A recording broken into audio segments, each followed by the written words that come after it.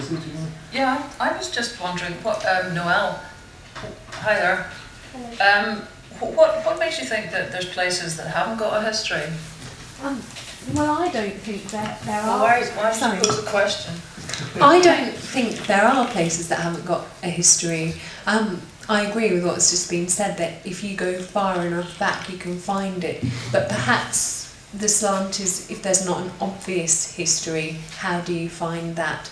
And is it actually worth enough to the community, or actually probably people outside the community, that history is found and used as a selling point? My view is yes, it exists in every place.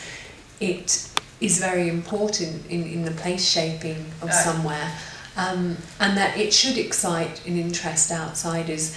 Okay, can I ask you, what should we be doing here? Are we exciting insiders or outsiders? I think you need to do both. The I insiders. thought you might say that, yeah. But which is most important? I think initially you want people within the communities, Right. or the people within the communities want to be excited about where they live. You know, there is nowhere people live that has not got history. And I mean, like yesterday I was actually in Irvine, which you might think is not, you know, a place with a massive history. And strangely, I was talking to a bunch of people there about the book that Dave mentioned about the Outer Hebrides. And I mentioned that a lot of all the seaweed that was taken, the kelp that was taken from the Outer Hebrides, was taken to be processed in Irvine. Now, there was 300, it was actually a ladies who lunch charity event. And in fact, there were some women wearing hats in the room, which I found quite upsetting. I think about as upsetting as the fact that I didn't stand for the Laurel Toast, but anyway. As of one, they all shouted back, Girvan. It wasn't Irvine, it was Girvan, right? Now, I don't know how many people are experts in seaweed manufacture, but if you live in Irvine, you know it wasn't you. And if you live in Irvine, you know what there is in Girvan. You know, people, I just spend my life increasingly aware of how much there is stored in people and how fascinating the stories are. I tried to set up a company called myneckofthewoods.com with the guy who runs Real Time World, but they ran into a bit of trouble at the time, so we never got it off the ground. And the idea was really based on a guy on YouTube. I can't remember, he's a number. And he's an old boy whose son decided to get him talking about the Second World War. Do you know that one? Anyway, this guy has gone viral, you know. He's an old boy, and he just talks tremendously movingly and in great detail about his Second World War. Now, the way the brain works is Me Too and show don't tell. So what happens was lots of, you know, Waynes start thinking, hang on a minute, my dad's got better stories than that, and they start filming their dads. Now, our idea was simple, which is, how can we upload this? Because every memory, everything that's sitting in a DVD currently, every wee bit of paper is all going to go. As soon as you digitise it, it's not going to go. It's also going to act as a Me Too device, because other people are going to go, God, I know about that, I've got something. Now, everyone's wandering around with camcorders doing what, you know? And if audio could take off so that Audio Boo or whatever worked, it would be easy for people to be uploading their memories and creating what we hoped to do, which was to take one pilot road, we were going to take the Perth Road in Dundee, and go down every single house in that road to get memories from people about what was stored in it. Then create a digital archive so that anyone walking up the Perth Road could just say, 23, what happened here? And you bet your bottom dollar there's far more interesting things in every house in that road than we have ever known. But the authorities and the powers that be must start from a point of view of believing that every face you see in this country holds a store of information, and it's simply our job as professionals to find ways to extract it, to empower that person nowadays, actually, in fact, forget the extract it, to empower that person to upload it. That's it. That's our job. I'm only very slightly worried by the reference to technology as being able to capture all of our stories forever after. When I try and get my PAL VHS to work to record things that people said would be there for... I remember the advert used to be this skeleton saying it's going to be available forever, you know, and the bloody thing doesn't work, does it? So, you know, I have my suspicions. Okay. I'm tempted to say, well, you've all got memories, I'm going to point at you one by one and tell me your story. But we don't have time for that. There was a gentleman at the back who, I think from an earlier question, possibly wants to ask one. And then I'm going to take another question as well, and then I'm going to give you a chance to say your piece as well. So that gentleman at the back. My question, Bill Roger. Question was really for Lesley Riddoch, and it was on the first point about the participation, but to some extent really it comes back to the second question, and that was you answered Jim's question by putting one back, which was, where are you going with this? Are you looking for local, municipal?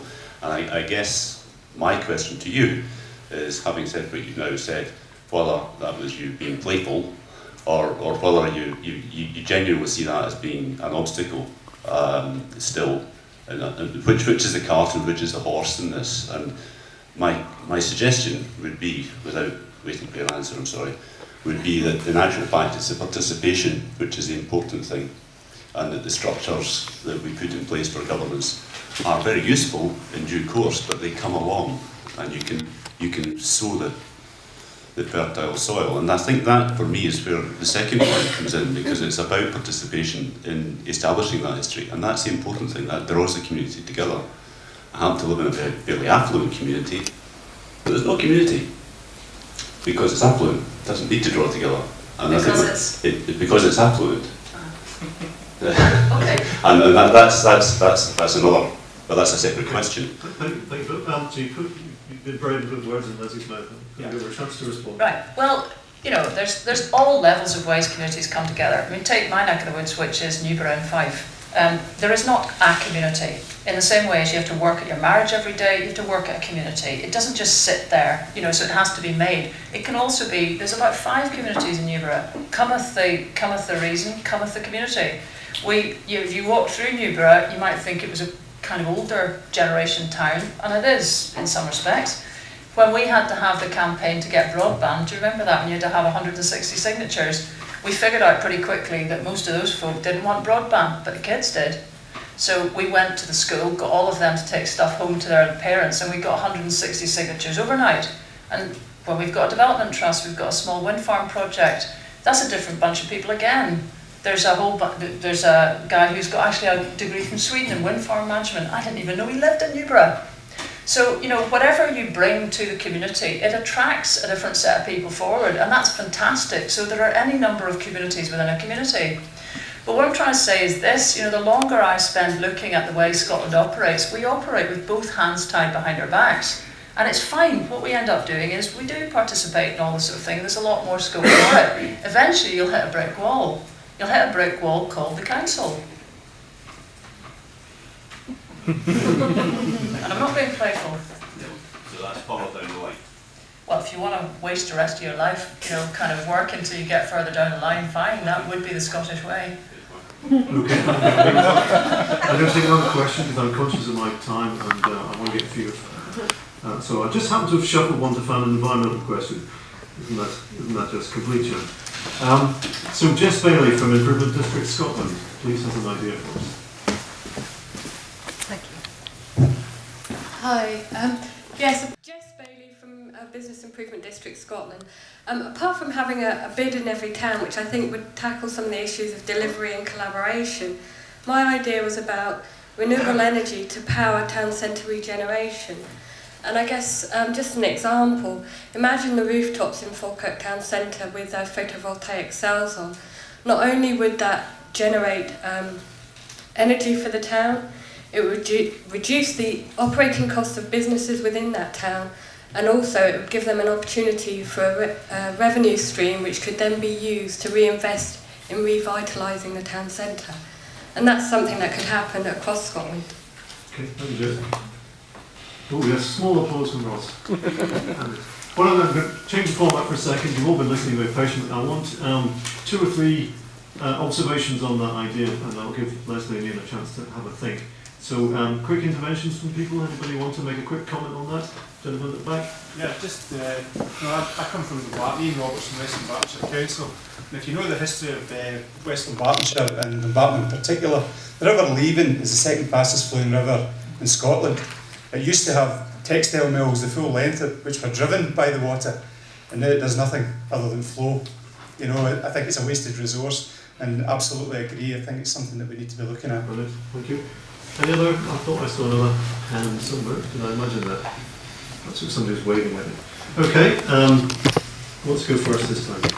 Yes. I'm at the moment. I've been working for the last 3 years within the largest marine energy research program in the EU, and one of the companies there specialises in river-based tidal turbines. And not surprisingly, they come from Holland, who are quite expert at making sure they don't get flooded. And we're looking to try and put those tidal turbines now in across the Tay at Dundee. So, I mean, let's talk afterwards, because every estuarial part of Scotland should have tidal turbines. And the technology is there. One of the issues, and it comes back to the politics of it, is the blinking Crown Estate. Every estuarial place, whether it's Perth, probably you, certainly, I think, was it Dumfries? Somebody actually saw them off when they were trying to dredge the estuarial opening, and the Crown Estate woke up and said, oh, you're going to get some gravel out of that, we want half of it. So they started taxing whoever it was, council, I think it was Dumfries Council, it was certainly around that area, and they took them on, found that historically there were navigation rights belonging to the council, which I suspect will be true of every port in Scotland, and this was Cheerio Crown Estate. Now, this is important because the future pop capacity, with coming back to Jess's point, is absolutely renewable. But we have no idea how much renewable capacity we've got because we have been estranged from our natural assets forever, practically. We have not got good connections with land. We haven't got good connections with the sea. And again, we're frittering about. We need to get these powers back. So every council can sit and look at its natural assets, much of which is water-based. That's also, I think, why there is such resistance in Scotland to wind, because our natural resource is water. It's the same as Norway. We're a hydro-based system naturally. The flatter countries around Finland, Sweden, are more naturally wind, and when you travel around them, you see old wooden windmills, because they've always used wind, because they haven't had a drop to use hydro. So water is a big missed opportunity for communities, and absolutely we need to get into it. You then, however, if you're going to go for PV, that's fine. I think Dundee has got the best opportunities here because it's got a huge winter sunshine quotient, similar only to East Anglia actually in Britain, and it's got 63% of its housing on a south-facing slope. And despite all of that, it hasn't done anything about it. Now, this to me is incomprehensible.